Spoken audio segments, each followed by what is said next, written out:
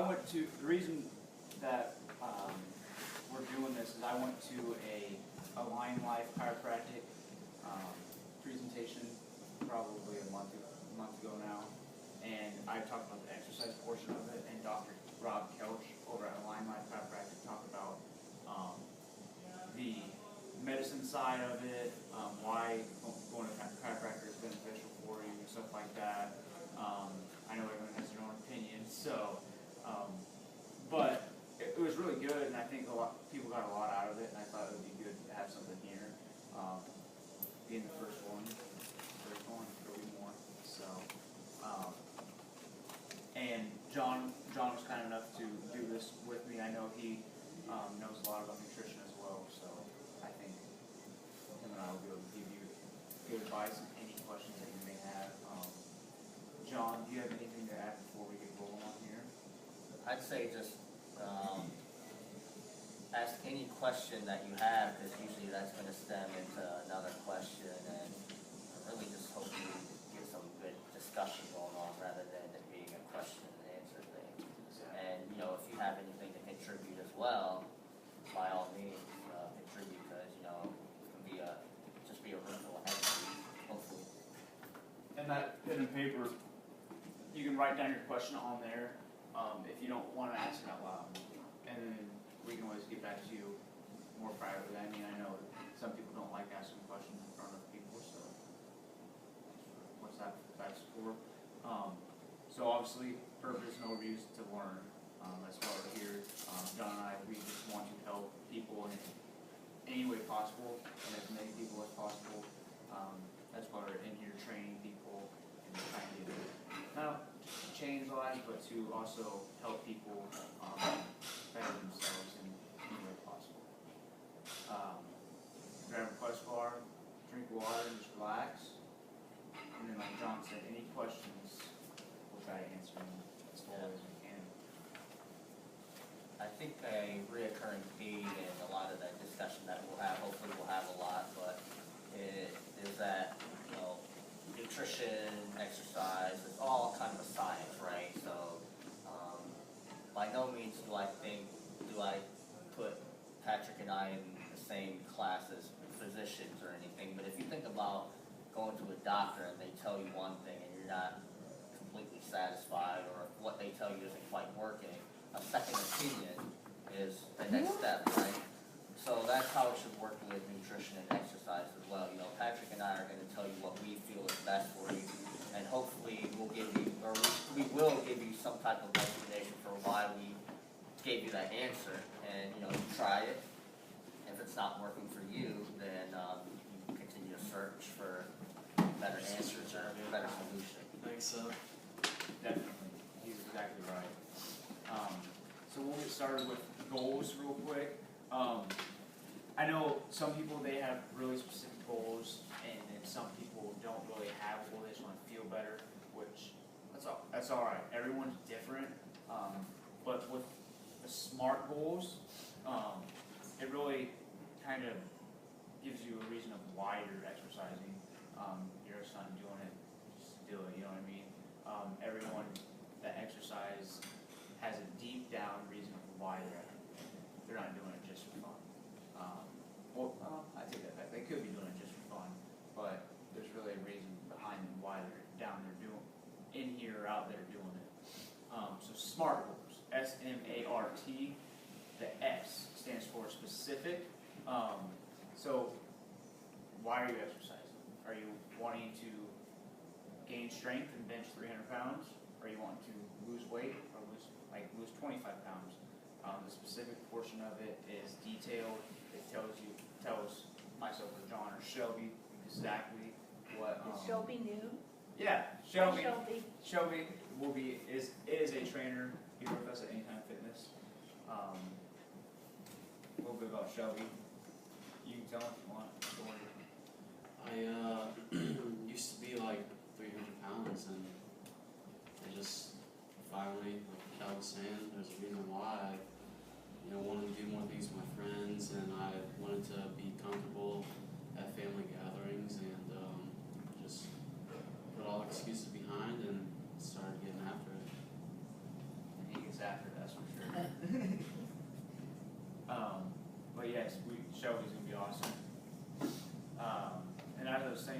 the specific goal, what is it? I mean, 25 pounds, increase your bench, run 5K, be able to go up the stairs easier. That's a specific goal. On that portion, John, do you have anything to add to that? Shelby? I'll maybe touch when we get entirely through. Okay. Entire smart. Perfect. And then a measurable. So M in SMART stands for measurable. And how are you going to measure that goal? If you're wanting to run a race in 30 minutes, you shouldn't be checking your weight frequently. That's not a good measuring tool for why you're exercising. With the A in the SMART goal is attainable. I'm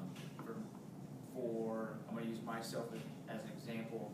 If I'm not going to set my goal to squat 500 pounds by the end of this year. That's not attainable. That's not realistic. So look at that as something that you can also achieve in a proper time frame. Realistic, that is kind of goes in hand with the A and the SMART goals. Realistic being, is it attainable? Can I go out and run a marathon? It's not realistic. I cannot go out and run a marathon right now. Since I've never run before. Yeah. So, if you worked at it, that would definitely be a goal down the road. Any individual can do anything. Don't let your mind limit what you can do. And then time frame, the T in SMART goals is going back to the attainable. I would not be able to squat 500 pounds in 6 months or less than 6 months. That time frame is not accurate enough. And so you got to make sure you have a smart time frame with your SMART goal. And I put a picture on there, crossed out the I am possible showing, because I mean, if you're wanting to do something, you can do it. You just got to be able to put some mind to it and make that the number one priority with your SMART goal. And with that, John, you said you were going to add something to that. Yeah, I kind of treat it like a business, so I'm sure, have you heard of SMART goals? Celeste, I know you have, being at CAT, but. That's what I went by today with my boss. Exactly, so yeah, I treat my workouts like a business, and everyone can do it differently, but, one business manager that I worked under always said that, if you start charting something, or you start, charting something, naturally that the curve works in favor of what you're trying to go towards. So if you're trying to reduce, variation, you start charting it, naturally your group business unit starts to function to where it starts to, again, work in favor, whether it be up or down, whatever's positive for that goal. The way I do that is I just keep a notebook on me, and I make sure that I hold myself accountable. And the reason I do that is because I found myself going for about 2 years in the stagnant phase, where I was always guessing that I was doing a little bit more than last week, and I got to a point where I'm like, well, you know what, I'm really not putting that much up on bench or whatever it was. So as soon as I started getting more specific, measurable, that's when I started to see a lot of progress in my workouts. And then kind of to hit the last part of the SMART goals, attainable, realistic time frame. Patrick and I, lead those workouts on Saturday. And one of the things that I preached in the very beginning was, this life of instant gratification that society created. You see those Biggest Loser shows. We have instant gratification on our phones, our smartphones. We can get anything in the drop of a dime. We can order pizza online. Everything is so instantaneous to us that we like to connect that to our workouts and our goals in the in the gym, outside, wherever you run. And that's not realistic, because working out is a lifetime thing. It should always be about just living better, right? So keep that in mind too. Perfect. All right. So how are you going to reach your goals? How are you going to get stronger, move better, feel better, be less tired? How are you going to do that? One way is aerobic exercise. There's many benefits of this type of training. Aerobic exercise is typically where you perform something on the elliptical, maybe the Stairmaster, treadmill, bike, hiking, skiing, anything that is going to last longer than typically 2 minutes is what they classify as aerobic. But going out and walking is aerobic. I mean, it's anything that is a long-term exercise. It improves cardiovascular conditioning. Obviously, it's also called cardio today. With the decrease in risk of heart disease, that is another benefit of aerobic exercise. The aerobic training is making the heart stronger. It's utilizing oxygen for the workout, so it's just going to help push that blood through your system, get the plaque buildup off your arteries, and help you live better. Lowers blood pressure. Obviously, if it's going to decrease the risk of heart disease, increases the high density lipoproteins, good cholesterol. The LDLs are the bad guys. If you go to the doctor and they're saying, "Oh, your LDLs are really high," and you're like, "What's that mean?" So that's not the bad guys. And then obviously it helps better control your blood sugar. That will also benefit you with weight training as well. You'll see a lot of these over on the weight training page too. And then consistent weight management and or weight loss. Obviously, if you are exercising, you're burning calories. If you're burning more calories than you're putting into your body, you're going to lose weight. I don't want to say almost no matter what, but some circumstances that won't happen. But science is right most of the time. And then with the improved lung function, I mean, you can't run or walk a mile without not breathing. It's not like you're doing 10 overhead presses. Your heart has to pump that oxygen throughout your body.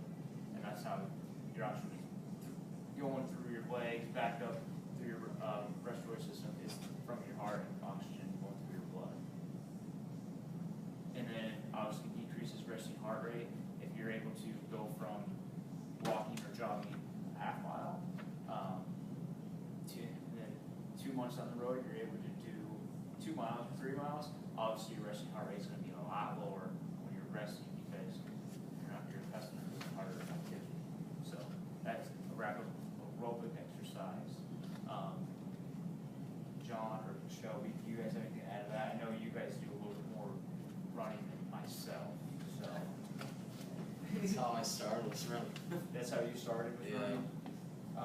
I think, Shelby, you started, like you walked and ran. Yeah, and then walking and running. You just drank a lot of water. Yeah, I drink like a gallon a day. So, Always see me with a gallon out here. and I mean, that, I remember the first few times I talked to Shelby about his journey is that he just drank a lot of water and walked, jogged, run, whatever you want to call it. And he wasn't anything like out of the ordinary. Yeah, it was just typical stuff. I mean, it's nothing like magical about it. It's just consistency, and you know, over time, you may feel like you're not doing as well, but you'll realize over the past 2 years that you've made huge increases in everything. How often do you three do aerobic versus like a strength training? We're getting into strength training that's Wait, yoga strength? No. I don't know, I'd call that resistance depending on what type of yoga. Like the class you took with me was definitely resistance yoga, right? Because I was resistant. Resistant to my request, yeah. So yeah, if you could maybe put it in ratio form, 2 to 1, 3 to 1, what do you think you're doing? By time or by numbers of time a week? Yeah, we'll go keep it simple, number of times a week. I do it about 1 to 1. Okay. I do strength training almost every, I tend to do both. Yeah. But time-wise, I do more cardio, Okay. and then that's probably 2 to 1. Okay. Which the intensity plays a role into that. Right. So like if you're walking, you're gonna have to walk longer than as opposed if you're jogging. Just because the intensity is much higher when you're jogging. Because I don't jog is all right, Gotcha. which is all right. So that's not about you. What is, so it's considered how long? Like if you're walking? Typically, science, or when I was in school, anything that was considered aerobic was 2 minutes or more. I do a lot of walking. Right. Just like in the course of the day, I have to take so many flights of stairs, I have to walk so far. Yeah. But as far as like a concentrated class, it's like I'm here on Wednesdays with you, and then I take the dog for a walk once or twice a week, and then I'm doing a lot of walking. I can walk a couple miles in a day if I'm at a soccer tournament. I I got don't you. have anything that's, you know, like the only regular thing I do is with you on Wednesday and then you or Laura on Thursday, Okay. as far as consistent. Okay. I'm more 2-to-1. In favor of, Aerobic Aerobics, versus weight okay, lifting. okay. Alright, I so, mean, consistently, Sure. you know. okay, that's good enough for me. I guess I have a question for Shelby and Patrick then, if you ladies don't mind. A lot of times I will tell my clients, depending on their goals, but if it comes to this discussion, I will say that I want them doing 2-to-1 in favor of strength training, because of some of the things that come along with aerobic training. So depending on the research that you do, they will tell you that it's not debatable that aerobic training is going to burn the most calories while you're doing it, but the burning of those calories stop as soon as that aerobic exercise ends. Whereas once you start strength training, you start to build, your anaerobic strength and things like that. You're building muscle in your body, and naturally your body requires more energy to maintain that muscle, so you're burning fat throughout the day. So I tell them it's a little bit better for them to go heavy on strength training and then do cardio, like I said, 2-to-1. What are your guys' thoughts on that? For me, I recommend the people I work with, like what I do and what I feel works the best. I'm not gonna tell them to go run 5 miles if that's not what I'm good at coaching or doing myself, because I don't do that. What I do and what people see with clients and just other people I work with is either do heavy strength training, moderate or light strength training, doing big circuits. Circuits can be anywhere from maybe just 3 exercises up to like 8. There's been studies shown that circuit training, like with moderate weights, will have the same effect or a greater effect when comparing to jogging. I don't know the exact length of times what those studies were showing, but the studies do show that strength training is the same or greater than the aerobic, because when you're strength training and your heart rate's getting up really high, up into maybe the 80-85% of your max, you can't hold that for very long, right?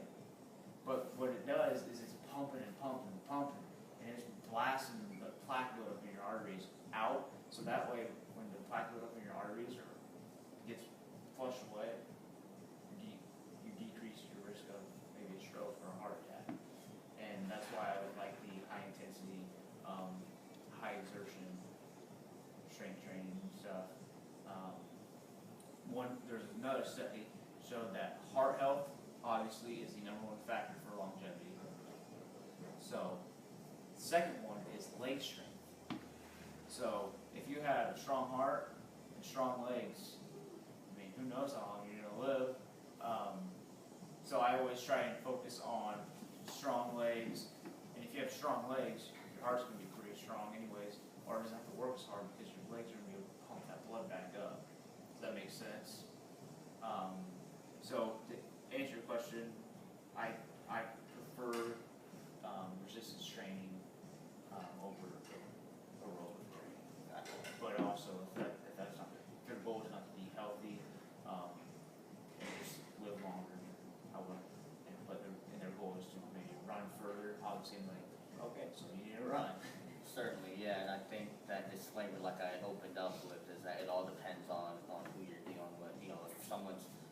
concern with being a marathon runner than go 100% aerobic, right? Did you have any thoughts on? Not really. Good job, Pretty much Patrick. hit it on the head. So transitioning into the resistance exercise, I think we've pretty much covered most of this already. Obviously, you're going to increase your muscle size. Excuse me, backtrack. And it's called an anaerobic training, so it's without oxygen when you're doing an anaerobic exercise. You're going to be using primary carbohydrates as your source of energy for this. So it's, I'm going to say it is not always, but it's a good idea if you're someone who is low on energy to definitely have some sort of carbohydrate, maybe an apple, before your resistance training. Otherwise, blood sugar might go low. So with the anaerobic training, the benefits is increase in muscle size. More muscle burns more calories. More calories burned typically will mean that you're a little bit leaner than what you would be if you didn't have that muscle. And so all that's done on these like machines out here or with weights, is that correct? Yep. That class, my Our class class. that we just did. It was like Oh, total. So the muscle side, you don't wanna increase your muscles, you just wanna tone? Will this do the same thing, or is, I'm gonna interject there real quick. alrighty then? I was going to as well. Toning, I don't know if that's gonna be kind of harsh. It's not kind of real. What toning is you're increasing your muscle size or leaving it the same. You're just decreasing body fat. That's what toning really is. It's kind of a thing that's just been thrown out there by, don't even know if I call them fitness professionals. It's just like, I don't know, tone body 101, some weird workout program they call. But with this would, yes, give you the toning that you would probably be desiring. So. The one,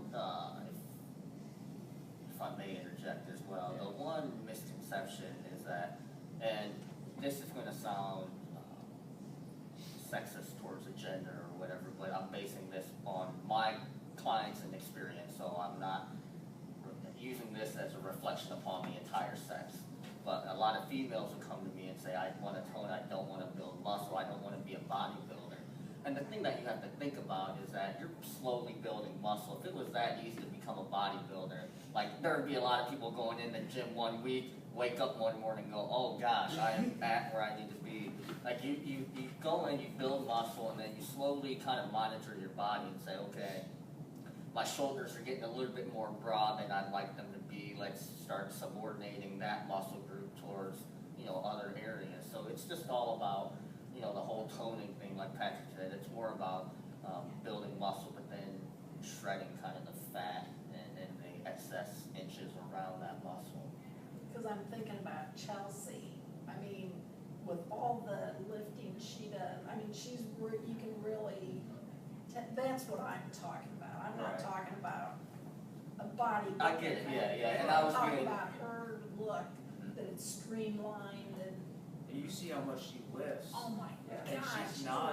she's not like huge. Yeah. No. And You are that's, powerhouse. because you started saying what I thought you were gonna say was, like, without this testosterone, there's no Yeah. way that, we're gonna get the So women that's who just get a like myth. really bulky, They take, like, well, I don't know if they take stuff, but they do a whole kind of different stuff than That's a good anything point. they're doing. That's a good point. The women that are bigger, they have to work towards it. Right. It's not an accident. Yeah. okay. Lots of eating there too, which a lot of us people, a lot of people who are really busy, who work a lot, we don't really get the proper nutrition enough, probably proper, it's just not enough in it to get that big.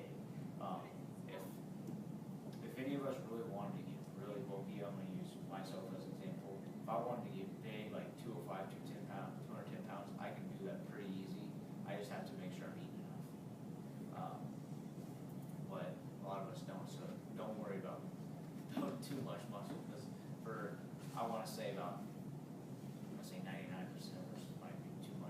99% of the population won't get too big.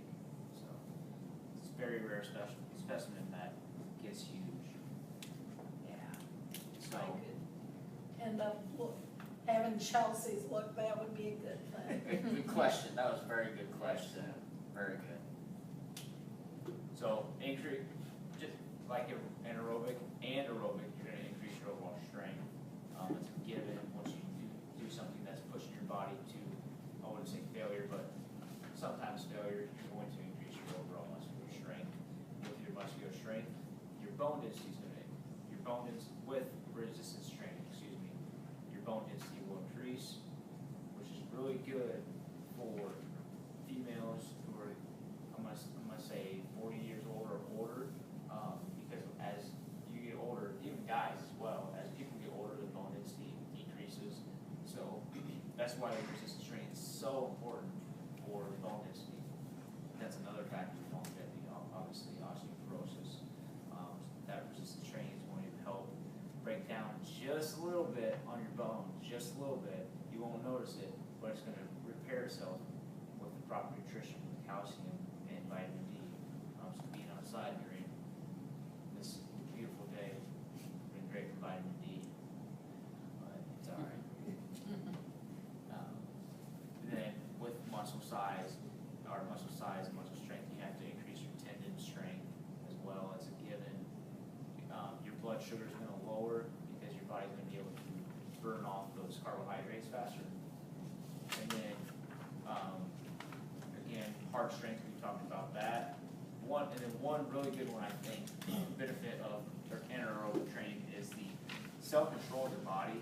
Instead of maybe walking down the stairs and you're like, oh, all this, you're gonna have more self-control. So that's huge for just every day.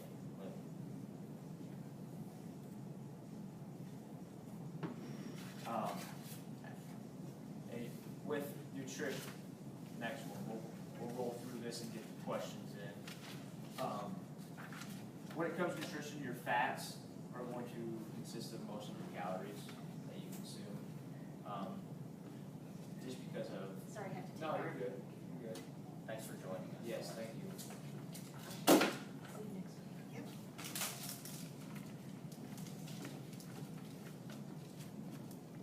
See you, Celeste. See you next week.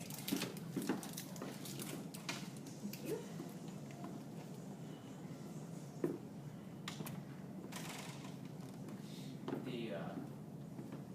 On nutrition, put it down as fats, carbohydrates, and proteins. This is typically the order that people eat the most of. I'm gonna say, in my opinion, the fats. Each gram of fat consists of 9 calories per gram. So if you're consuming a high-fat diet, let's say 90 grams of fat in your diet, that's 900 calories, which you can go run down to McDonald's or somewhere and order some fries and some stuff like that, and that fat content's gonna be real close to that. It's just unreal. Fats are so easily hidden in your nutrition. It's unbelievable because it's mostly oils. It's found in some meats, nuts, and vegetables like avocado. And your carbohydrates, it's going to consist of 4 calories per gram, so you can consume a little bit more carbs just because of the lower calorie content per gram. That's going to be in your fruits, veggies, breads, pastas, cereals, all that stuff that's in the center of these grocery store mostly, which we'll probably hit that in a moment. And then proteins also consist of 4 calories per gram. Myself, I think these two, Shelby and John, will agree with that. Protein should be your primary source of energy throughout the day, just because it's so hard for it being converted to body fat. With that little pyramid there, it's different than what you typically have seen, I'm sure, in the past. Water is the biggest one there, which it should be. Has anyone seen the show Naked and Afraid? Love it. Love it. So, Love it. What was it called? Naked and Afraid. No. It's on Discovery, I think. I believe so. It's just bookmarked in mine. Water is the number one source of what your nutrients should be. If you're eating really good, pinpoint, but you're not drinking enough water, you're still not going to feel the best. I see a lot of people come in. One of the first things I ask them is like, how much water do you have today? Like 2 glasses. I'm just, oh my gosh, it's not enough. I mean, I drink, I bet close to 2 gallons a day. I don't know. Oh my gosh. I don't know, but it's so good for you. I mean, it helps rehydrate your brain. I mean, if you you're dehydrated, you're gonna be less functioning for work and exercise. That is, how much, so, let's, Such a good, easy excuse. I knew it was something. good job, Patrick. Let me ask you two real quick, if you don't mind, Patrick, how much water do you drink? I probably do each eight, I do at You get least your 8, and I probably do 8, like 12-ounce glasses, 12 Okay. to 16-ounce glasses. All right. When I went through 2 bottles during class of this Okay. size and gone through one on the treadmill, so. I don't like that, I don't like that. I'm one of the people that Patrick's talking about Yeah. is Okay. not enough. That starts Not somewhere, enough. though, it's. Yeah, definitely. When I saw, I don't remember where I saw this recommendation, but they said, yeah, at least half of your body weight in ounces. I heard of that. I can't remember where I saw that, but I think that's what. I've read that too. Okay. Another good check is just the color of your urine as well. I mean, that's kind of what I use to let me know if I'm at least at a decent level. So that's a good To place to be start. clear, you mean, Yeah. or what? That's a good place to start. I Really mean, light yellow, really Yeah. light. Because a lot of times nothing triggers your mind to drink water unless you are actively doing it. If it's a habit for you, like Patrick and Shelby, and sometimes I don't drink as much as I should, but I still do keep pretty consistent, like clear urine. And like for you, Fran, if you don't have that trigger, maybe when you do use the restroom throughout the day, that could maybe be that thing that triggers you to say, oh wow, Yeah. let me get some water in me. Good idea, write it on a sticky note, put water on a sticky note, put it on your computer screen. It's gonna be there all the time, and they'll give you an excuse to get up for maybe 5 minutes every hour, maybe 10 minutes every hour, and just move more. I And said way too much. Yeah. it'll really help you just refresh yourself.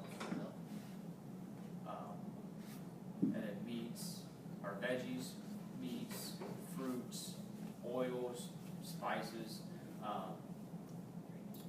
You don't see really any grains on there, which grains are not bad for you if you eat them in moderation, but it's more you or that individual.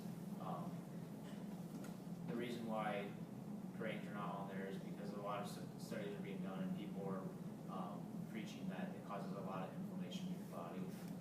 That inflammation is going to just kind of make you feel more lethargic. Digestive processes will be a little harder on the body. Joints will feel more inflamed. I go pretty low carb. Take that back. I go very low on the grains. I eat a lot of vegetable fruits. You've never seen any one person be unhealthy from eating as many fruits and vegetables as they want. So you can go at it. But when I go out maybe and have pasta, I feel it a little bit in my hands, and I just get sluggish. So on a normal day, you don't eat any grains? So, Or very little? sometimes I have brown rice, Okay. but I'm You don't do bread? no bread. Really?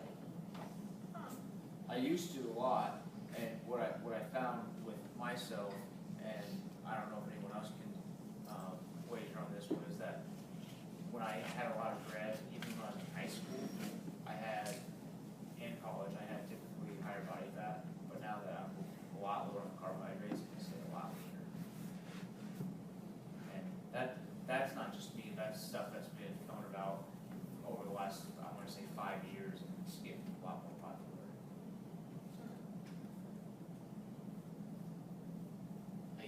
have like a peanut butter banana sandwich for lunch. Yeah. It's like a ritual. But other than that, I try to Patrick to stay away from it.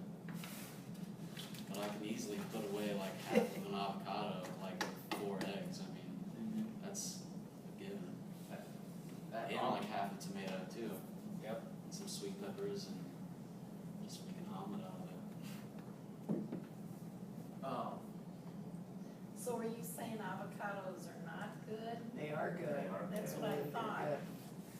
I just started when putting we were- in my protein smoothie in the morning, and I find that extra, like a quarter, Yeah. because I can't afford the calories of a whole or a half, but that extra fat keeps me feeling full so much longer. The energy too from Yeah. um,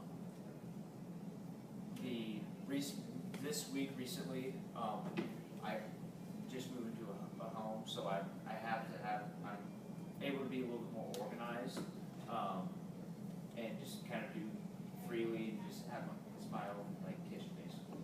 And now I'm eating a little bit better, I'd say. I know yesterday and today I ate a little bit bigger lunch, a few more snacks than normal, and my energy levels have been skyrocketing.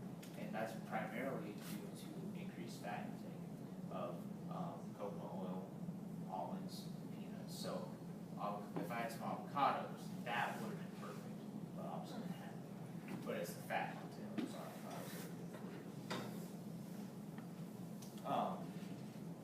wrapping up here, questions. I had 3 questions, 2 questions, excuse me, that would definitely benefit you guys. Question 1, is it best to count calories or follow a low carb menu or a combination? My answer was, as you can see, it just depends. You do what works best for you and stick with it. If you're counting your calories and you're losing weight, but then someone's like, all right, you need to go low carb, don't eat any carbohydrates, stick to protein shakes and almonds. Why are they changing it for you if you're doing everything, if it's all working? Just do what works. It's trial and error. It's an art. You gotta really find what works for you, and that's the best one for you. Whether it's counting calories or low carb, they both work. When it comes to counting calories, all you gotta really know is the labels of your food that you're consuming, or just have a chart. That'll really help you. And you don't really need to count your calories. You can kind of make them note in your head. If you know what you need for that day, and you can kind of go throughout your day and add them up. Like I said, pick one and stick with it. Any questions or comments on that one? I'd only say if you are going to go after a calorie deficit, understand what your normal average daily calorie intake is so that you're not going into too much of a deficit to where it's dangerous for your body. Alright, typically what they say is they don't want you going under or decreasing your calorie intake by 500 calories a day. I don't know if you've heard different figures or not. That presentation I watched of Laura's, it just depends on the person. Yeah. 5 times 7 is 3,500 for the week. It might take person A 900 calories to lose a pound or lose weight. It might take person B 3,500 calories to lose weight. Just depends. Everybody's different. You brought up a good point. I had a client who was consuming probably 1,100 or 1,200 calories a day while exercising. It wasn't any extraordinary exercise. It was weight training, walking, a little bit of jogging here and there. And I was like, let me see. I asked her, she was in a plateau, and I was like, let me see your food log on MyFitnessPal. And I looked at it. Whoa, that's really low. I had to bump up from almost 1,100, 1,200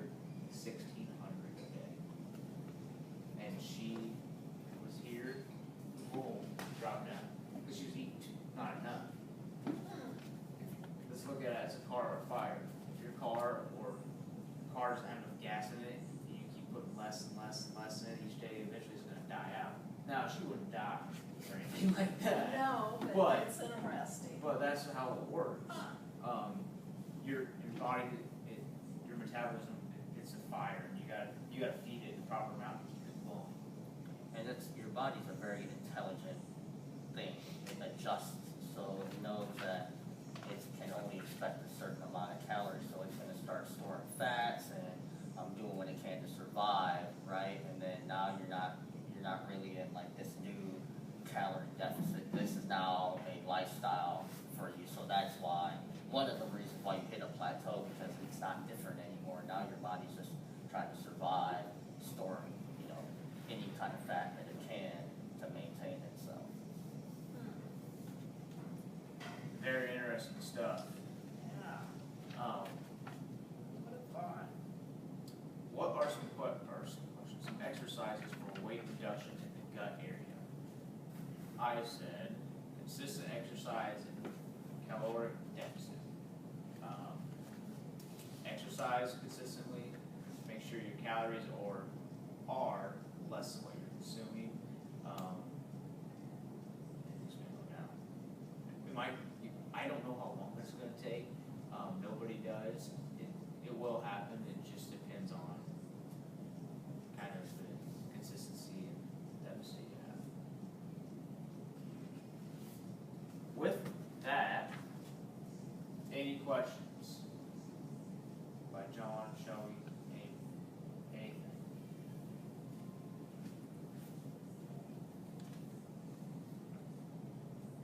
Don't be scared. Huh?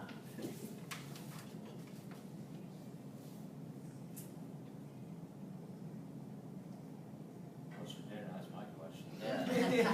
That is a Good good question, question. very good.